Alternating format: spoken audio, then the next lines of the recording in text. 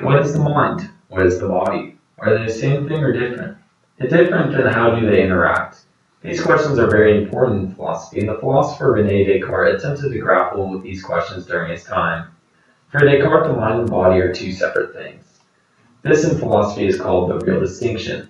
He says that the mind is immaterial and non-extended. This basically means that the mind is not made up of any physical material like gray matter or atoms. Being non-extended is a bit trickier to define.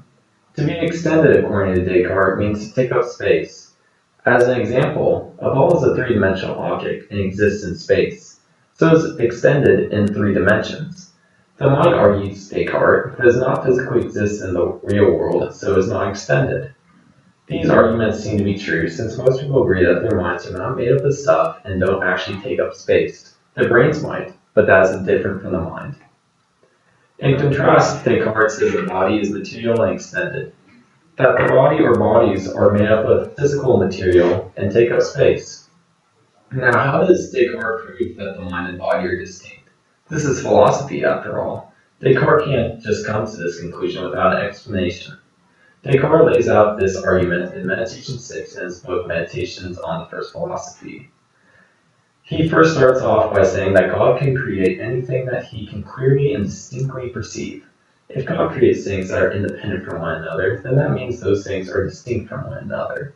Descartes then says he can clearly and distinctly know that he is a thinking thing, even if he doesn't have a body. This is cogito ergo sum, I think therefore I am argument. So if Descartes can perceive he is a thinking thing that may not have a body, then it's possible for God to create a thinking thing without a body. Basically imagine God creating a ghost, a thinking thing with no body. So following the I think therefore I am argument, the mind must be distinct from the body because they're independent. So Descartes can exist without a body. Note how at this point Descartes has only proven that the minds can exist, not bodies. Descartes now tries to prove that bodies exist. He does this by acknowledging that people are born with a strong preference to believe their senses, and that God must give us these senses. So to sum it up, we have a pretty good feeling that we should trust bodies and stuff and things in the real world exist. If those things didn't exist, then God would be deceiving us, because only God could create those things according to Descartes. But God is not a deceiver, because deception is a flaw, and God is perfect and wonderful and loves Descartes. So these bodies must exist and are distinct from the body.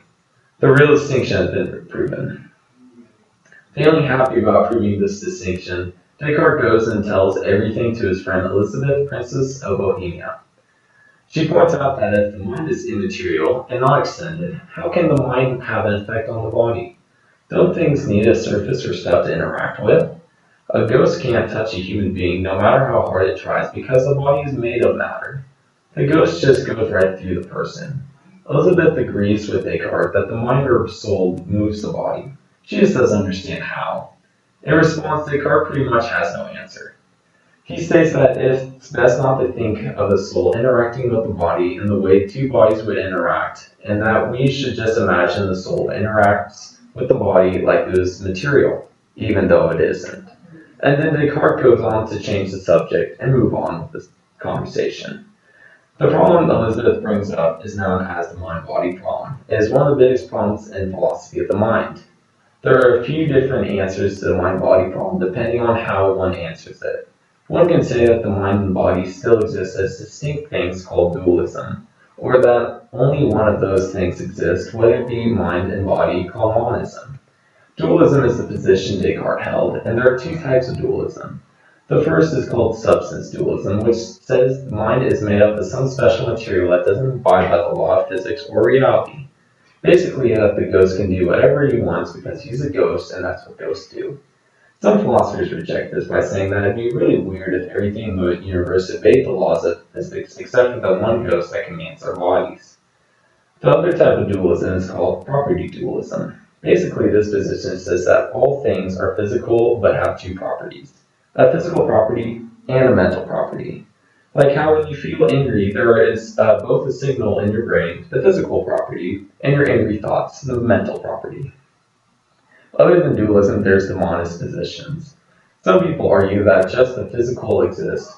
There is no ghost or mind, it's just the brain. This is called physicalism. One argument against physicalism is that if we have evil and good thoughts, then there must be evil and good regions of the brain. But we haven't found those places yet, or those places might not exist. The other position is called idealism, the idea that only mind exists and bodies are illusions.